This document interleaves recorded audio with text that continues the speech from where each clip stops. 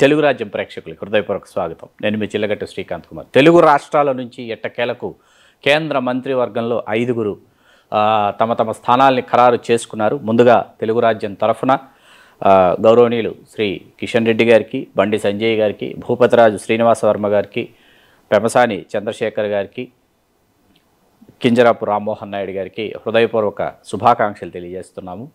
ఒకసారి కేంద్ర మంత్రివర్గంలో ప్రాధాన్యత సంతరించుకున్నటువంటి ఈ కేంద్ర మంత్రుల్ని మనం ఒకసారి వారి ప్రయాణాన్ని మనం ఒకసారి పరికించి చూస్తే, కిషన్ రెడ్డి గారు వారి రాజకీయ ప్రస్థానాన్ని భారతీయ జనతా పార్టీతో ప్రారంభించినటువంటి నేత, ఆ పార్టీ తెలంగాణ రాష్ట్ర పగ్గాల్ని కూడా చేపట్టినటువంటి నేత, కష్టకాలంలో పార్టీని విజయతీరాల వైపు నడిపించడంలో తనదైనటువంటి పాత్ర ప్రాధాన్యాన్ని సాధించుకున్నటువంటి సీనియర్ నేత. అట్లాగే బండి సంజయ్ గారు పార్టీని తెలంగాణలో బలోపేతం చేసినటువంటి నాయకుడిగా తనదైనటువంటి గుర్తింపుని సంపాదించుకొని తనదైనటువంటి దుందుడుకు స్వభావంతో పార్టీకి జవసత్వాల్ని అందించినటువంటి నేత. వీరిరువురు కూడా తెలంగాణ మాగాణి నుంచి కేంద్ర మంత్రులుగా మంత్రివర్గంలో స్థానం పొందటం అత్యంత ఆనందదాయకం. అట్లాగే తెలుగు నేల మీదకి వచ్చేటప్పటికి మరీ ముఖ్యంగా ఆంధ్రప్రదేశ్ నుంచి ఇప్పుడు తెలుగుదేశం పార్టీ నుంచి పొత్తులో భాగంగా తెలుగుదేశం పార్టీ నుంచి కింజరాపు రామ్మోహన్ నాయుడు గారు వరుసగా 3 పర్యాయాలు శ్రీకాకుళం లోక్సభ నియోజకవర్గం నుంచి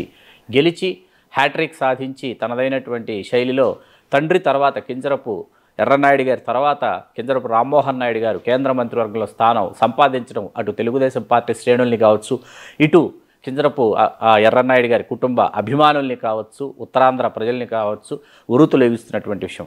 ఎవరూ ఊహించని విధంగా ఈ దఫా కేంద్ర మంత్రివర్గంలో స్థానం పొందినటువంటి వారిలో పెమసాని చంద్రశేఖర్ గారు గుంటూరు లోక్సభ నియోజకవర్గం నుంచి వారు గెలిచి రావటం, గెలుపుకు ముందే గుంటూరు లోక్సభ నియోజకవర్గంలో ఖచ్చితంగా పెమసాని చంద్రశేఖర్ గారు విజయ పతాక ఎగురవేస్తున్నారు అన్న విషయం దాదాపుగా తేటతెల్లమైపోయినటువంటి విషయం మనందరికీ తెలిసిందే. అట్లాంటిది గెలుపుని సాధించి గెలుపు తర్వాత ఏకాఏకిన కేంద్ర మంత్రి పదవిని పొందడం అనేది అత్యంత అనూహ్యమైనటువంటి పరిణామంగా మనం భావించవచ్చు.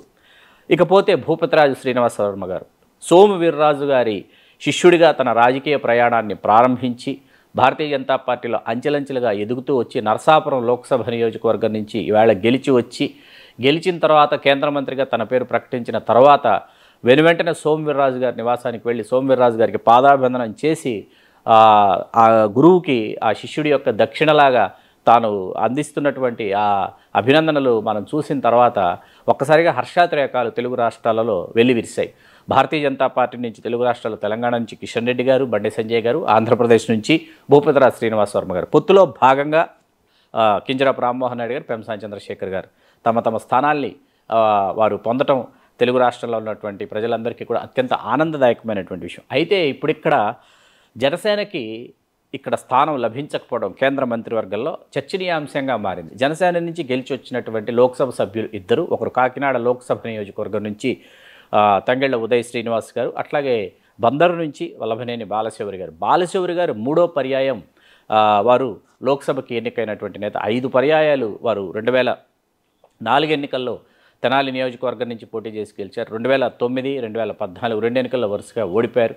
ఆ తర్వాత 2019 ఎన్నికల్లో బందర్కు వచ్చి వారు వైకాపా అభ్యర్థిగా గెలిచారు. మొన్న వైకాపాని వీడి జనసేనలో చేరి బందర్ నుంచి మరొక మారు గెలుపొంది తనకు తిరుగులేదని నిరూపించుకున్నారు. ఒక విధంగా చూస్తే వల్లభనేని బాలశౌరి గారు సీనియర్ పొలిటీషియన్ క్రింద లెక్క. అయితే మంత్రివర్గంలో జనసేన చేరకపోవడం వ్యూహాత్మకమైనటువంటి ఒక ఎత్తుగడగా భావిస్తున్నారు. ఎందుకు వ్యూహాత్మకమైనటువంటి ఎత్తుగడ అనేటటువంటి పదాన్ని ఇక్కడ నేను ప్రయోగించాల్సి వస్తుందంటే, సమీప భవిష్యత్తులో రాజ్యసభకి చిరంజీవి గారిని నామినేట్ చేస్తారా, నాగబాబు గారిని నామినేట్ చేస్తారా అన్నది ఒక $1 మిలియన్ క్వశ్చన్గా ఉంది. గతంలో అంటే మనకు భీమవరంలో జరిగినటువంటి అల్లూరి సీతారామరాజు గారి విగ్రహ ప్రతిష్ఠ జరిగినప్పుడు నరేంద్ర మోడీ గారు ఇక్కడికి వచ్చినప్పుడు చిరంజీవి గారు వారి సరసన ఆసీనులైనటువంటి ఆ సందర్భంగా నరేంద్ర మోడీ గారు చిరంజీవి గారిని పెద్దల సభకి ఆహ్వానించినట్టు చిరంజీవి గారు ప్రస్తుతం ఉన్నటువంటి పరిస్థితులలో ఆ ప్రతిపాదనని వారు సున్నితంగా తిరస్కరించినట్టు విశ్వసనీయ వర్గాల భోగొట్టు.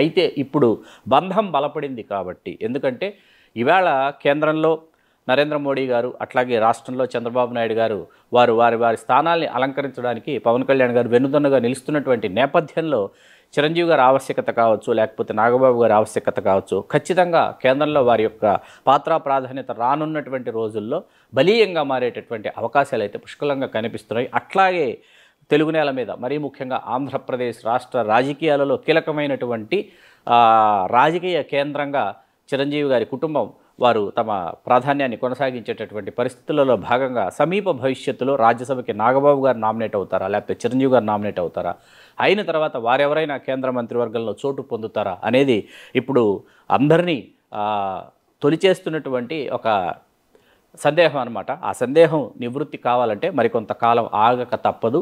అయితే ఈలోపు జనసేన కేంద్ర మంత్రివర్గంలో చోటు సంపాదించుకోకపోవడం పట్ల జనసేన శ్రేణులు మాత్రం కొంత గుంభనంగానే వ్యవహరిస్తున్నాయి. దీనిని వ్యూహాత్మక మౌనంగా భావించవచ్చు, వ్యూహాత్మక ఎత్తుగడ అని మనం అనుకుని తీరాలి. మరిన్ని వార్తా విశేషాల కోసం చూస్తూనే ఉండండి తెలుగు రాజ్యం. మీ Chillagattu Srikanth Kumar. Please do subscribe to Telugu Rajyam channel. Please do subscribe to Telugu Rajyam channel. Please do subscribe to Telugu Rajyam channel. Hi అండి, నేను మీ ఆర్పీని, నెల్లూరు పెద్దారెడ్డి చేపల పులుసు ఓనర్ని. మీరు తెలుగు రాజ్యం అనే ఈ యూట్యూబ్ ఛానల్ సబ్స్క్రైబ్ చేసుకుని మంచి మంచి వీడియోలతో వస్తారు. Thank you so much. Hi people, I'm Sonakshi Verma and you please watch Telugu Rajyam and please subscribe to the channel.